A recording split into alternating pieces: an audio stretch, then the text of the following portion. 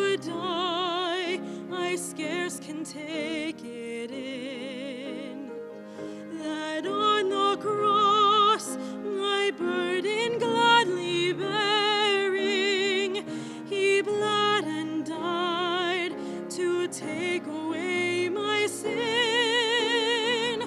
When Christ shall come with shout of acclamation and take me home, with joy shall fill my heart, then I shall bow in humble adoration and there proclaim, my God, how great thou art. Then sings my soul,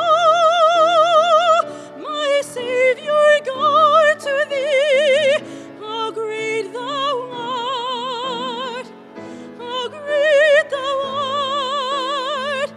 Then sings my soul, my Savior God, to thee, how great thou art, how great thou art, how great thou art, how great thou art, how great thou art.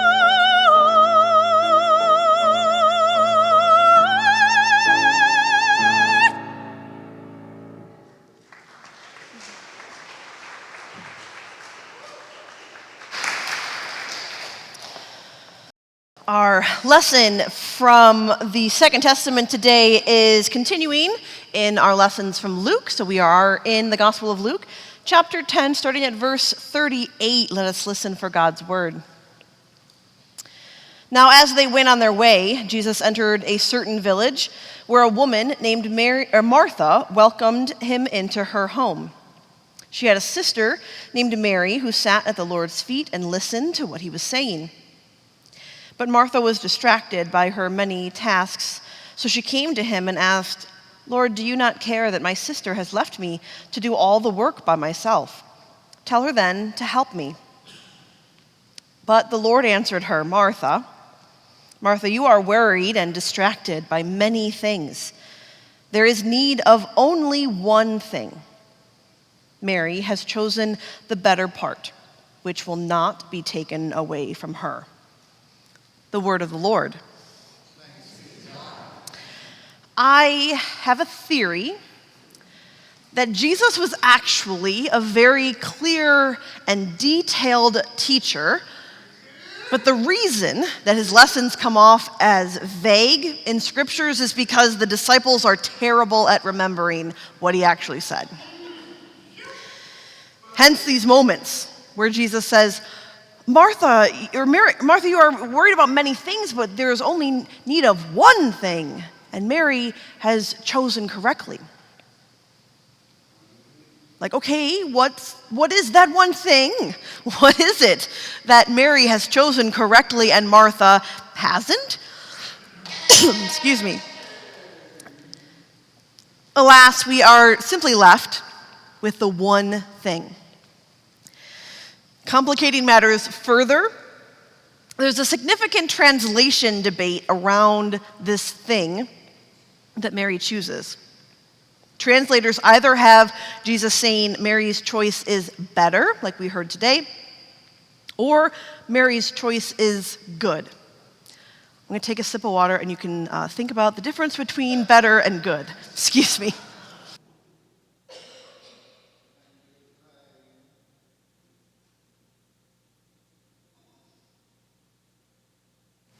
For me, I think there's a big difference. If Mary has chosen the better part, it implies that Martha has chosen a lesser option. Better hints that there is an existence of a hierarchy, even a right or a wrong way of doing something.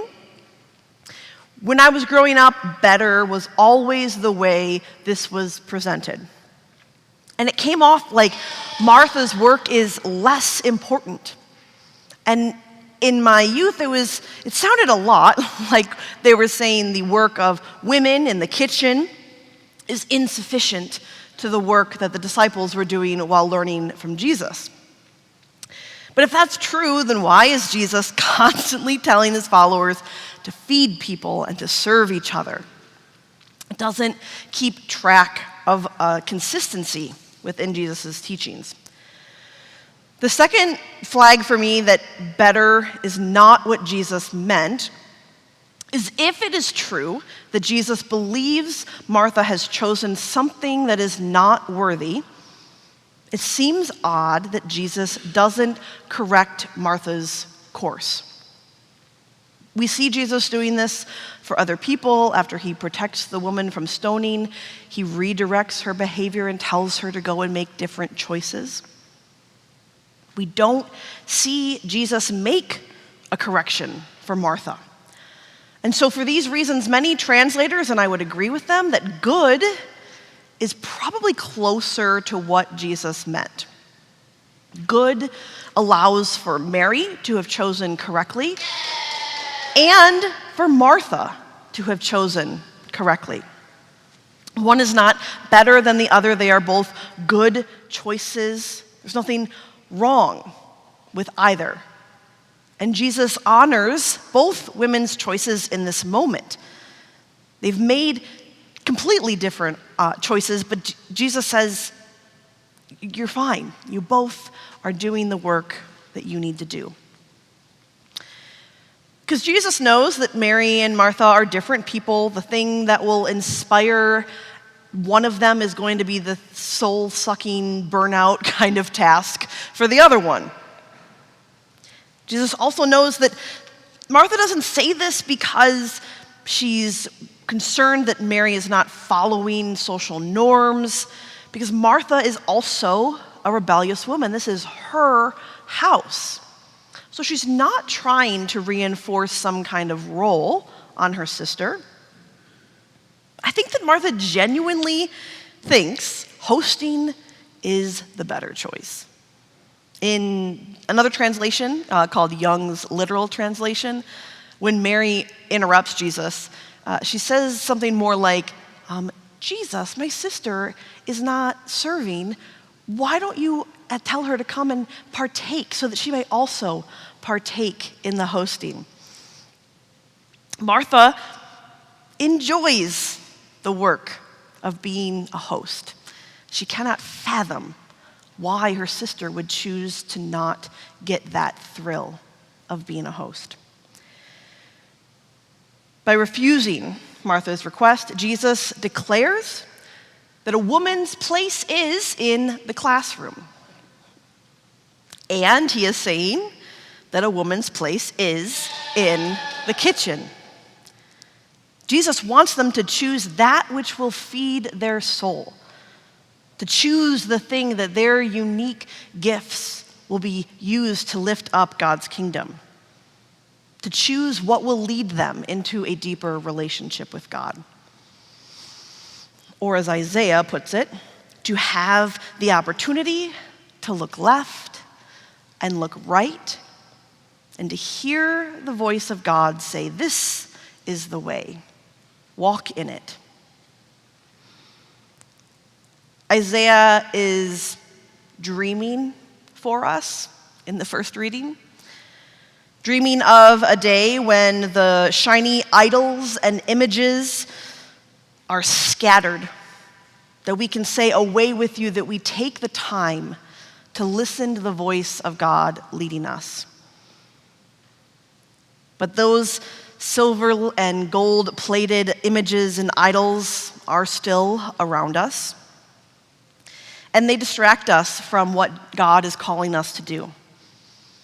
We see that someone else was successful in this particular way, and so of course it means that if we follow their path and do things exactly as they did, we will also receive the successes that they have.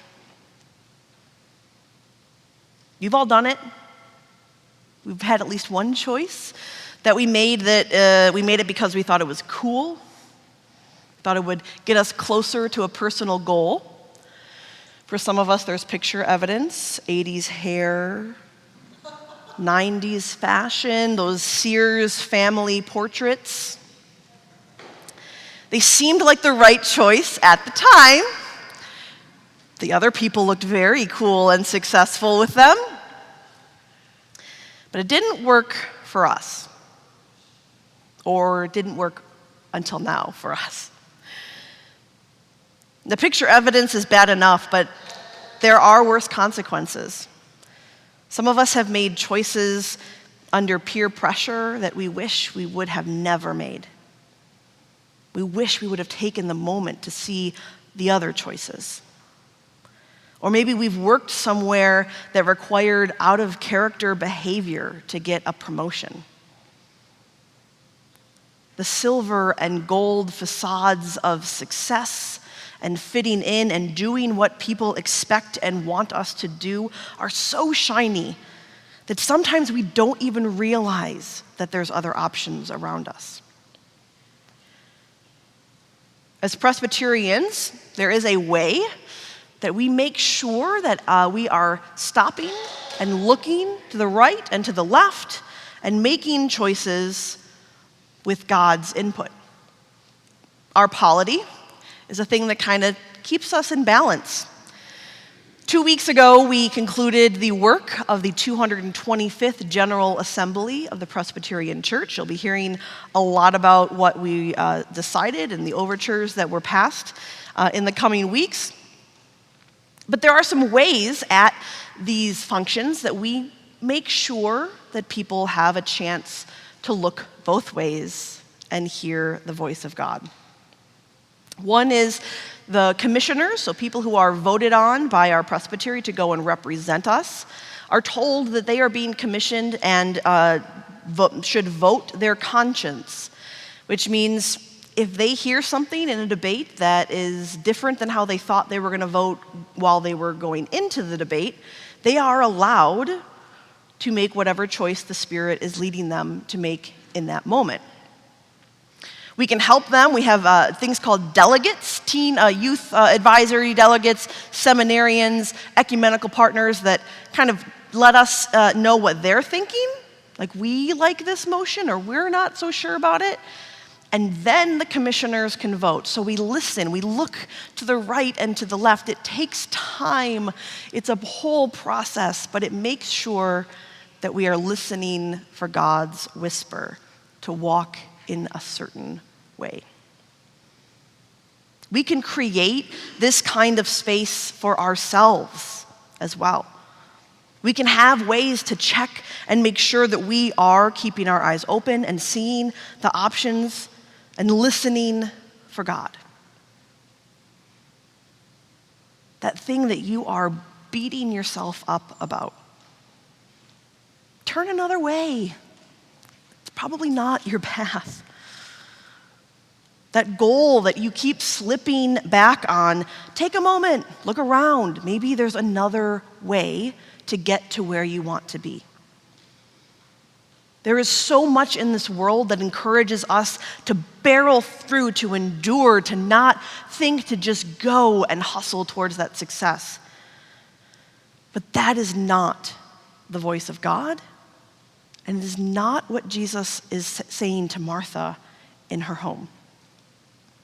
Jesus says there is value in the hustle, and there is value in the rest. What brings those people joy, what works for them, it might not be what is right for you. It's okay to choose the things that will be good for your soul. We must foster in ourselves and in the people around us, in our families and in our community, a space where we always have time to look left, to look right, to listen for God's guiding, to not label someone else's choices as bad or wrong, but to see that good is whatever is bringing us closer to God.